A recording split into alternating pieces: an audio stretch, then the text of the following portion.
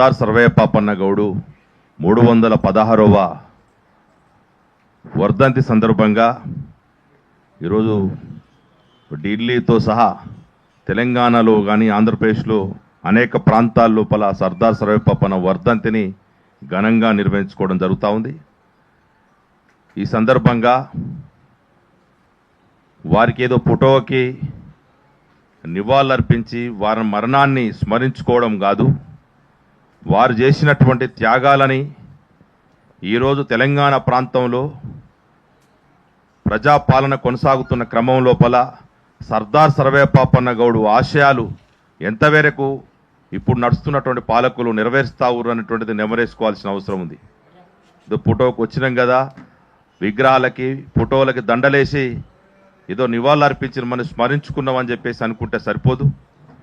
ఇప్పుడు పెద్ద ఎత్తున బీసీ ఉద్యమం నడుస్తున్న క్రమం లోపల ఈ వాదం నడుస్తున్న సందర్భంలో ఆనాడు 380 సంవత్సరాల క్రితమే సర్దార్ సర్వయ్య పాపన్న ఈ ప్రాంతాన్ని ఏలి గోలుకొండకు రాజై కుమ్మరి, కమ్మరి, సాకలి, ముదిరాజు, మాల, మాదిగ, దూదేకుల మిగతా అన్ని కులాలని కలుపుకొని ఆయన సైన్యంలో భాగస్వాములు చేసి మొత్తం సస్యశ్యామల పరిపాలన ఎట్లా కొనసాగించిందనేటువంటిది మనకు ముందున్నటువంటిది.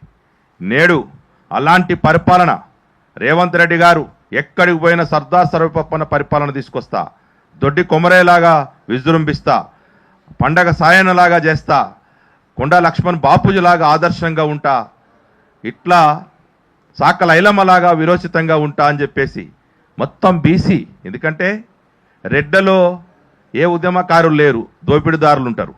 ఎలమల్లో ఏ ఉద్యమకారులు ఉండరు, దోపిడీదారులు ఉంటారు. కమ్మలల్లో ఎవరుండరు, వెన్నుపోటుదారులు ఉంటారు. కానీ బీసీలలోనే మచ్చలేని త్యాగదనులు ఉన్నారు.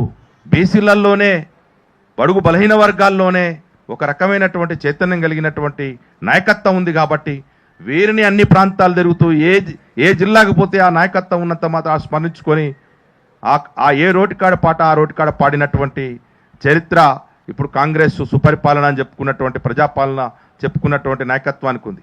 కానీ ఏ కోశాన ఈరోజు ఈ నాయకులు చేసినటువంటి త్యాగాలను స్మరించుకుంటే ఒక్కటన అమలు జరుగుతుందా అంటే ఏది లేదు. పాపన్న పేరుతోటి మొన్ననే చూసాం, ఆగస్టు 18వ తారీఖు రోజు కూతవేడి దూరంలోనే ఆ లుంబిని పార్కు పక్కన కొండ లక్ష్మణ్ బాపూజీ మధ్యలో భూమి పూజ చేశారు. పిడికెడు మట్టే లేదు.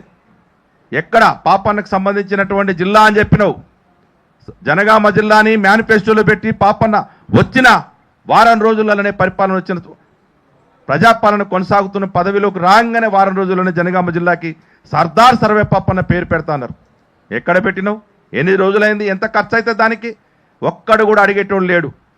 పాపన్న పేరుతో జిల్లా కావచ్చు, విగ్రహం కావచ్చు, ఈరోజు అధికారికంగా అనేక కోటలు నిర్మించిండు పాపన్న.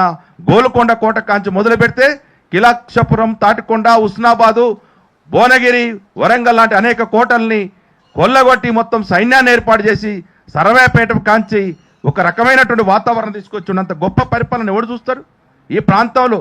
అందుకే కొంతమంది అంటా ఉంటారు, భారత తెలుగు విప్లవ వీరుడు సర్దార్ సర్వయ్య పాపన్న. మన తెలుగులోనే అంత విరోచితంగా పోరాడినటువంటిది. ఏదో ఒక రాజు అయితే పక్కన ఛత్రపతి శివాజీకి బాపనులు ఒప్పుకోలే, కానీ ఏదో ప్రయత్నం చేసి అక్కడ ఆయన ఛత్రపతిగా కొనసాగిండు. ఇక్కడ స్వయం పరిపాలకుడు అంటా ఉన్నాం, రాజు అంటేనే మనం ఛత్రపతి కాదు, ఇక్కడ మహారాజులాగా ఈయన స్వయం పరిపాలన కొనసాగిస్తుండు. ఎవడి తాబేదారుగా లేకుండానే ఢిల్లీ సుల్తాన్తో సహా అందరిని ఒప్పించి ఇక్కడ ఈ ప్రాంతాన్ని అంతా ఔరంగజేబులతోటి మెడలు వంచి పరిపాలన కొనసాగించి 12,000 మంది సైన్యంలో ఏ అగ్రకులాలు లేరు. ఇక్కడ మొత్తం బడుగు బలైన వర్గాలు, ఎస్సీ ఎస్టీలు, మైనార్టీలకు సంబంధించినటువంటి సైన్యాన్ని ఏర్పాటు చేసి ఇక్కడ పరిపాలన కొనసాగిస్తే ఆయన చరిత్రనే అణచేటువంటి కుట్ర చేసి బండి సాయన్న గారు గోపా రాష్ట్ర అధ్యక్షులు వేదిక మీదకి రావాల్సిందిగా మన పైకి నాగేష్ అన్న కొంచెం వెయిట్ చేస్తూ సాయన్న. కాబట్టి ఇక్కడ పరిపాలన సస్యశ్యామలంగా ఆయన స్వయం పరిపాలకుడు అయినా సరే ఇక్కడ చెర్లను ఎట్లా నిర్మించాలి, రహదారులు ఎట్లా చేయాలి,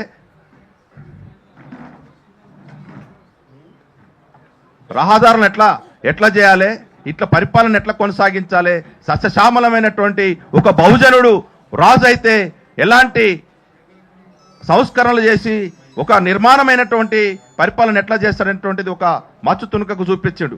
కానీ ఇక్కడ జరుగుతున్నటువంటి చూస్తా ఉన్నాం. పాపన్న పొద్దున్న లేస్తే పాపన్న పేరుతో చెప్పుకున్నటువంటి మొత్తం రేవంత్ రెడ్డి సర్కారు కావచ్చు, పరిపాలన కావచ్చు, ఈరోజు పాపన్నను ఎక్కడ కూడా విలువయ్యకపోగా అవమానపరిచే పద్ధతుల్లో జనగామ జిల్లా పేరుతోటి కానీ విగ్రహం పేరుతోటి కానీ రాష్ట్ర వ్యాప్తంగా పాపన్న కోటల పరిరక్షణ కోసం కావచ్చు, ఈరోజు పాఠ్య పుస్తకాల్లో పాపన్న పాఠ్యాలు చేర్చడం కావచ్చు, పిల్లలకి ఆయన అధ్యాయాన్ని అందించడం కావచ్చు, ఎక్కడ చేయట్లేదు.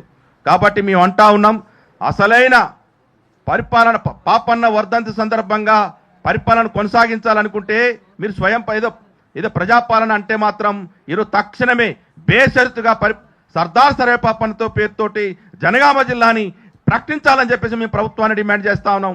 లేని పక్షంలో మాత్రం ప్రజాక్షేత్రంలో మిమ్మల్ని ఎండగడతాం. ఎందుకంటే మీరు ఏదో అనుకుంటా ఉన్నారు, బీసీలను తెట్టదొప్పితే మొన్న ఏదో బీసీలకు ఏదో తూతు మంత్రంగా రిజర్వేషన్ల పేరుతోటో ఆ పేరుతోటి అంటా ఉన్నారు. మొన్న బడ్జెట్లో కూడా మాకు అన్యాయం చేసిరు. ఎలా చూసినా ఈరోజు పాపన్న కోసం ₹1 కోటి కేటాయించిన పాపన్నకు సంబంధించిన సబ్జెక్ట్లో నిన్న చెప్తా ఉన్నారు. హెచ్ఎండిఏ పేరుతోటి ఏదో విగ్రహాలకు సంబంధించిన అంటా ఉన్నారు. కానీ ₹1 కేటాయించకుండా మీరు పాపన్న పేరుతో ఈరోజు జనగామ జిల్లా కనుక చేయకపోతే మాత్రం తెలంగాణ రాష్ట్ర